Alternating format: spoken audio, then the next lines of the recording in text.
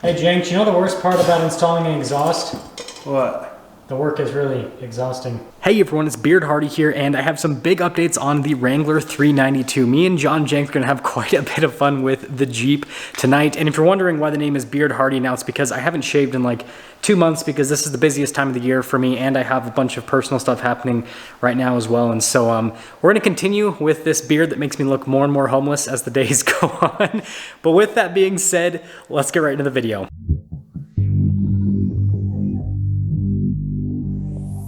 Now, for us to have enough space to work on the 392, I'm gonna have to move the GT500 over to the other side of the garage, which means I'm gonna have to probably move the 4Runner and the Raptor to kind of maneuver this thing because it's actually a pretty long car. Now, Mr. John Jenks said that I'd probably have a hard time differentiating the key fobs with the Raptor and the GT500 in the morning. He's like, one day you're gonna go and grab the Raptor key and mean to take out the GT500 key. And I'm like, well, first off, bro, different logos. And last time I checked, the GT500 doesn't have a truck bed.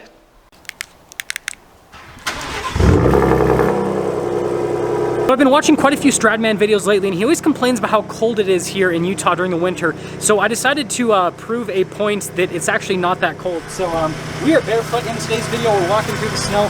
Honestly, it's warm, it's crisp, like it's nice here in Utah. I don't know what he's talking about. I'm not the crazy one, he's the crazy one. But always gotta love the whole startup here with the Raptor. Built Ford tough. We officially have the Raptor in the proper parking space right here. So you guys can now see that, well, it's on the front yard right here. And of course, to fully trigger all the Stradman fans, it's not that cold, it's not bad. All you gotta do is just, I don't know, just deal with it. Like seriously, wintertime is so overrated. Everyone's like, oh, it's so bad, it's so uncomfortable. And it's like, it's honestly not that bad of a time. Now this is the most annoying remote start function, so I gotta press it, press it, press it, press it, press it. Okay, I'm over exaggerating, but maybe I pressed it enough, maybe I didn't. Oh, I did press it enough. Priming. Oh, and by the way, if you want to buy this 4Runner TRD Pro, it is officially for sale because Elise's new car is almost here. And for those of you wondering, it looks like the wife has put 1,700 miles on it. And if you're wondering, the new vehicle will be here in January. So if I can sell this between now and January, that's all that really matters. Now, I could be a normal person and walk on the sidewalk to get back to the garage. But of course, I gotta keep doing this. I gotta make a point here that it's not that bad. It's really not that bad. Now with this one, I'm definitely not gonna stand directly behind the car because this thing is just so stupid loud. It hurts every time. Look at that. So because it's winter, I haven't started up the car in like probably just over a week, and I can literally feel the car shaking backwards and forwards a little bit as it's warming up. I don't know if that's a good thing or a bad thing. I guess it's just a GT500 thing. So yeah, you guys can see I haven't really driven it at all. I have 60 miles on this car. And by the way, on that note, I kind of sold it. I'm gonna be making a video talking about this, but yeah, it's kind of an interesting situation. Something that I would like to mention is this is probably the most fumey car that I have ever owned in my life. Even more so than the Ram TRX. Like, you start this thing up and yeah, it smells horrible. Like, I have both of the garage doors open now to like let everything air out. And something else I want to mention, the backup camera on this car is horrible. Right now the backup camera says I'm in the wall, but obviously I have like quite a bit of space. I guess that's a good thing. You want it to be that way and not the opposite where like the backup camera says you have a lot of space and then you don't, but still it's kind of frustrating because I can't like get super close without like feeling like I'm going through the wall because of what the camera shows. And well, this is the most important cold start of the day because this is what we're fixing on the Jeep, and it is the exhaust. You guys can see from the factory, the 392 exhaust comes crooked and frankly, it hangs down pretty low for an off-road vehicle, but stock, it does sound pretty good.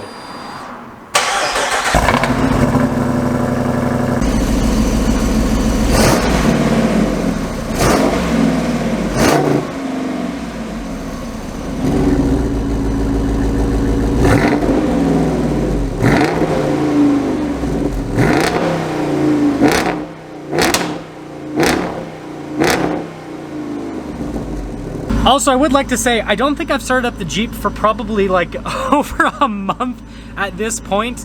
I haven't been driving it all because of this thing. I haven't had time to fix it. You guys can probably see it starts here, it goes all the way over here. That was from our Colorado trip where a semi truck decided to like just randomly drive on a bunch of rocks on the side of the road, and like just a huge like rock hit the windshield and just absolutely obliterated it. I haven't filmed one of these vlogs in such a long time that I feel like this is probably gonna be absolutely horrible from a filming perspective, but anyways, we have the Jeep in place. Now, if you're wondering why I have it in the garage like this, my theory is this should give good old Mr. John Jenks plenty of space to work, because you guys can see like, I mean, he's like got all this here as space and then like all behind it and everything. So like that should work for putting on the new exhaust. And well, speaking of new exhaust, it's sitting here in the living room. So I have to get this out to the garage. I can't film that because, well, I got to use both of my hands. It's actually a pretty like hefty box there. So should be fun. So we've successfully dropped the box off in the garage, so it's all ready to be put on the Wrangler. I'm super excited. And yes, we are going with AWE yet again. If you guys remember, I had their system on my Ram TRX before I sold it. Absolutely loved it. It obviously added a little bit of horsepower for the TRX, but the biggest thing is it just made it sound so much better. The TRX stock just didn't have enough exhaust sound. Like all you basically hear is supercharger, but then with the AWE exhaust, it just completely elevated the truck. First startup, let's go.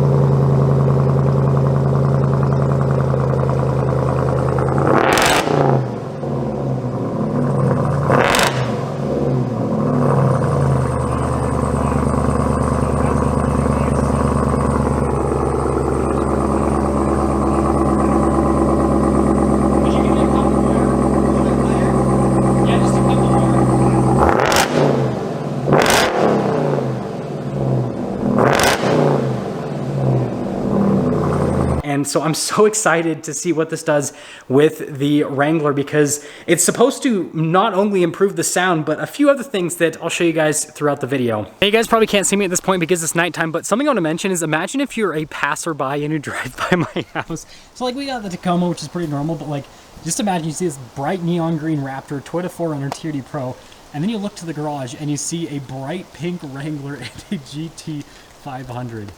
Now, 20 years ago, people would have been like, that dude's definitely a drug dealer. But now in 2022, people are like, either they have a social media account or an OnlyFans. There's no in between anymore. What are you doing in here? What are you doing in here? What are those? Ford Bronco. You're wearing shorts with cowboy boots. Yeah, that's how I roll on the weekend. Half this video is literally me walking through the snow with bare feet because I was making fun of Stradman for complaining about being cold in winter. Oh, it's actually not that cold tonight, so... Yeah, it's nice. And I guess that the stray cat's trying to get inside. Hello! Okay, this is very important. We gotta get the official unboxing of this exhaust. Look at this. Wow. I'm trying to like hold it up. Ooh. Oh, this one's heavy. What's in this? Yeah, I carried this box out here by myself. It was... Wait, this is from AWE, right? Yeah. Okay, AWE.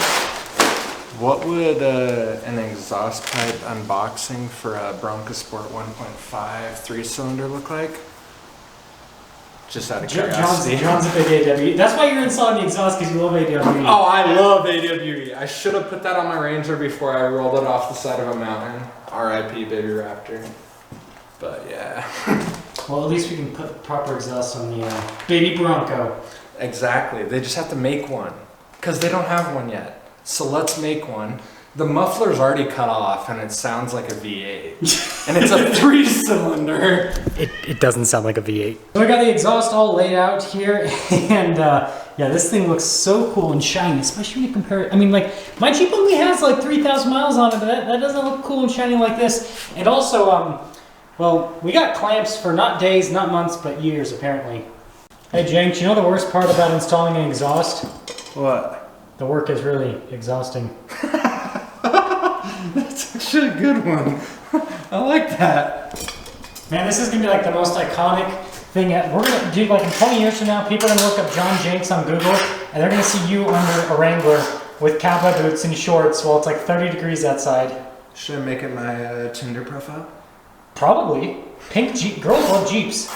That's true. I'm only doing this so I can drive the Jeep. Yeah. So apparently it's a whopping 52 degrees in here. Really nice and warm and toasty and perfect shorts over there. But after probably some choice words and everything, got the stock exhaust off, and well, something that I want to show you guys is look at the size of the stock muffler versus the new one. I mean, like look at this. It's crazy, like the size difference. The new one's so much smaller. And then something else that James pointed out that is really cool is these are the new tips. So you guys can see it says AWE. And you can very easily remove these for crawling so that you have even more clearance. But like you can already tell by the shape of these are gonna be so much better than the stock ones that just hang down super low. So good luck with putting it on. You have to let us know if it's easier to put it on than it was to take off. I'm guessing it'll be easier. Also, side note, this stock muffler is about the same size as the stock muffler I pulled off with my 3-cylinder Bronco Sport. Just saying. It's too big. It's too, yeah. Weight reduction. Wait. Not gonna lie, the Jeep looks a lot cooler without any exhaust tips popping out the back. I think this is just how it's supposed to be, but we're gonna start it up, I guess, without any sort of exhaust to see what it sounds like.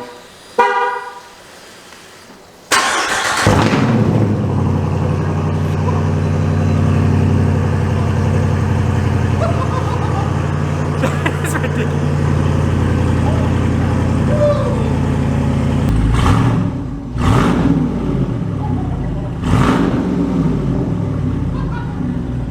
It sounds like an old school muscle car. That is probably like one of the coolest sounds.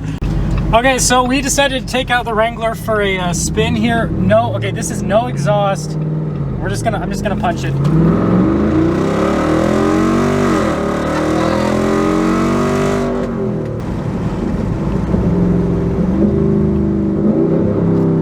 Let's see what this is like.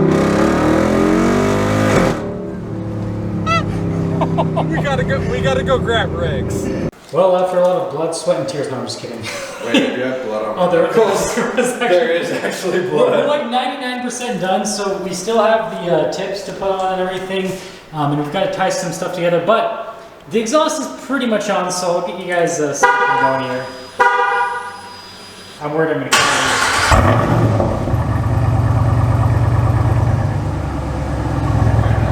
So it's actually the next day. We kind of ran out of time with the installation. Now I might not have the complete installation in today's video. I'll show you guys more on this exhaust in another video because, well, the Jeep's not going anywhere anytime soon. So I want to show you guys some key benefits with this exhaust, and then I'll give you guys the first official, I guess, cold startup with the exhaust, and yeah, we'll just go from there.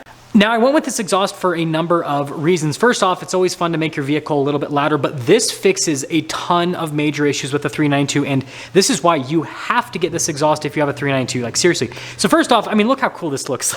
It looks so much better than the stock exhaust, and again, this isn't even complete. Like, we don't have the exhaust tips on, and this thing still looks just awesome. And it also does not have a big, stupid muffler hanging down below the receiver hitch like the stock exhaust, and so what that means is our departure angle is better, and again, it looks a whole lot better. Now this is still valved just like the stock exhaust, so you can have it in quiet mode if you need to like be quiet when you get out of your neighborhood, but then you can also, you know, have the valves open and have it in loud, angry, aggressive mode and wake up the entire world, because AWE always makes the best sounding exhausts. And seriously, look how much better the Wrangler looks now from the rear end. I mean, you don't have that big stupid muffler hanging down, and so it doesn't have like that weird look. Like, this is how the 392 should have come from the factory. And one thing that I forgot to mention when I was going over the benefits, this isn't crooked like the stock exhaust either. That was another thing that you guys know just annoyed the heck out of me. Like, this is an $80,000, $90,000 Jeep, and it had a crooked exhaust from the factory, and Jeep's like, that's just how it is. Well, AW's exhaust obviously is not crooked, and so like, that's just another reason to get this. So first official cold start, and I believe the valves are open.